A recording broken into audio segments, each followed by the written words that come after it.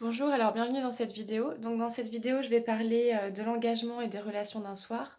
Donc finalement, pourquoi certaines personnes vont plus vouloir s'engager, pourquoi certaines personnes vont plus vouloir avoir des relations d'un soir.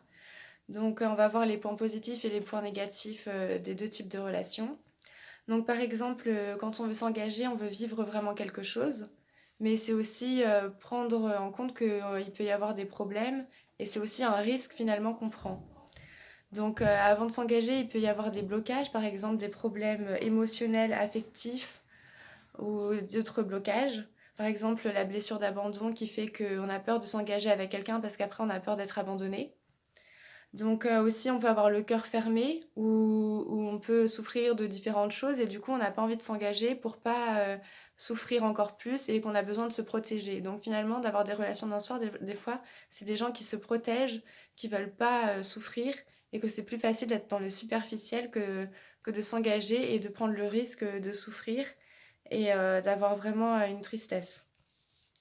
Alors après, donc ça, la relation, ça peut permettre de vivre vraiment quelque chose, d'évoluer, de travailler sur soi, de travailler sur l'autre, de travailler sur ses peurs. Donc l'engagement, il fait vraiment évoluer quelqu'un et c'est vraiment important et je pense que c'est nécessaire. Après, il faut savoir que dans les relations d'un soir, c'est quelque chose qui est... on va pas aller en profondeur dans les choses, ça va être juste s'amuser ou quelque chose comme ça et ça va pas être pour travailler vraiment sur soi.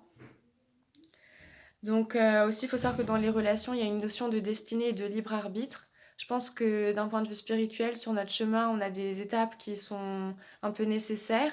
Donc dans la vie, on va avoir des étapes un peu à franchir qui seront déjà notées avant notre naissance et d'autres étapes où on a le libre arbitre et c'est un peu les choix qu'on fait qui vont nous mettre sur un chemin ou un autre. Mais donc, il ne faut pas oublier qu'on a ce libre arbitre de toujours choisir entre différentes situations, entre différents choix. Donc, il faut savoir qu'en spiritualité, il y a trois grandes relations. Il y a les relations karmiques. Donc, c'est quand il y a du karma avec une personne et qu'il y a un karma à pacifier ou à régler. Donc, ces relations, elles peuvent être souffrantes. Il y a les relations d'âme sœur. Donc, ça, c'est plutôt des relations qui font évoluer d'un point de vue spirituel et qui aident à s'améliorer.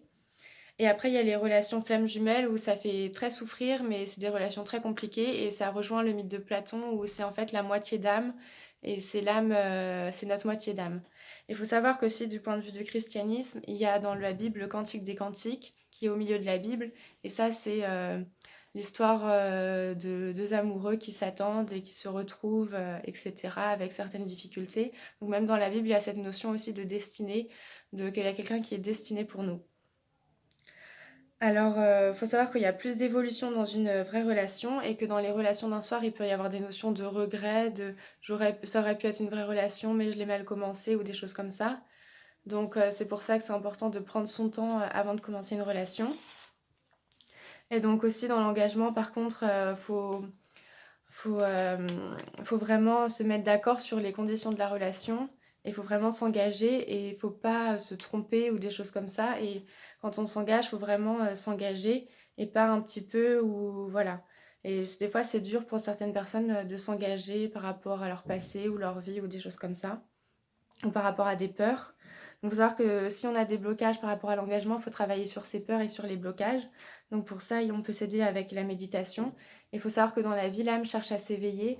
Donc, les relations sociales, les relations amoureuses, différentes choses, c'est en fait juste pour que l'âme s'éveille et qu'elle arrive à aller plus haut et aller vers son chemin de vie. Donc le chemin de vie, c'est un peu la destinée et la vie parfaite que l'âme doit faire, avec bien sûr, le chemin de vie n'est pas forcément facile, mais c'est un peu pourquoi l'âme est sur Terre et quelles sont ses grandes étapes à faire. Et si elle arrive le mieux à faire les étapes qu'elle doit faire et à vivre les choses qu'elle doit vivre, ce sera la vie la plus facile. Et des fois, une âme qui est pas sur son chemin de vie, elle va avoir plein de difficultés parce qu'elle s'engage dans une très mauvaise voie en fait.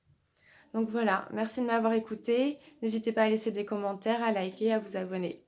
Au revoir.